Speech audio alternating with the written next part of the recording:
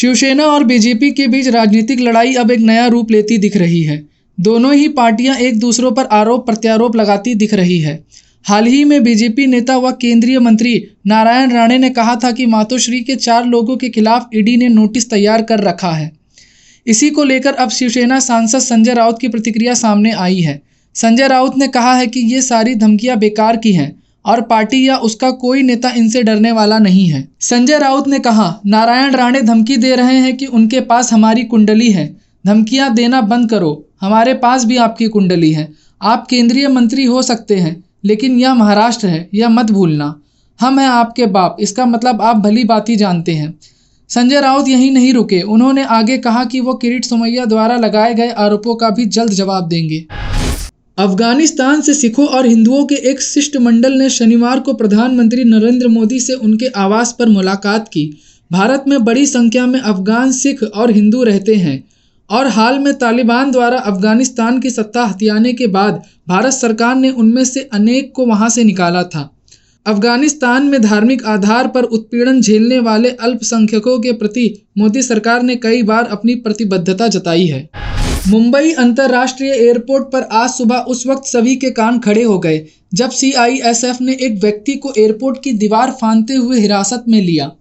सूत्रों ने बताया कि वो व्यक्ति कुर्ला के जरीमरी की तरफ से एयरपोर्ट की प्रोटेक्शन वॉल कूदकर एयरपोर्ट के अंदर घुस गया और वो रनवे की तरफ भागने लगा, जिसके बाद सीआईएसएफ की पेट्रोलिंग टीम ने तुरंत ही उस व्यक्ति को पकड़ लिया और उसकी तलाशी लेना शुरू कर दी।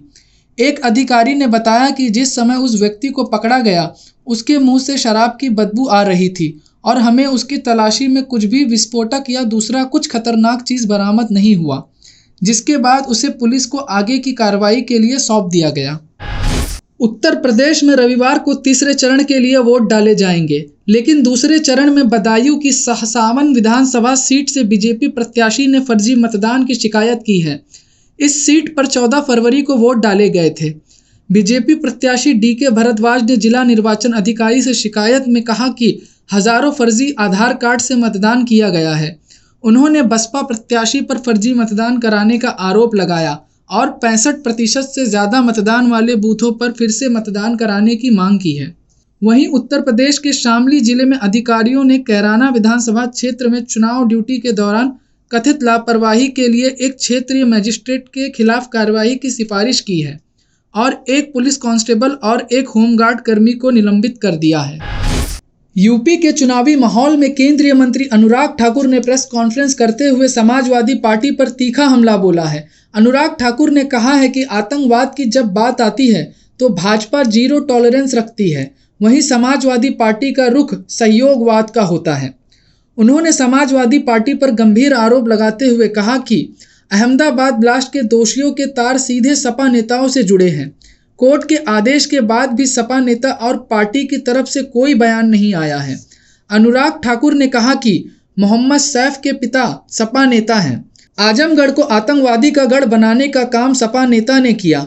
एसटीएफ और पुलिस पर इनको भरोसा नहीं है। तुष्टीकरण की राजनीति के कारण आतंकियों को सपा सरकार में संरक्षण मिला। वहीं आतंकियों और माफियाओं की कमर तोड़ने का काम योगी सरकार ने पिछले 5 साल के दौरान किया है।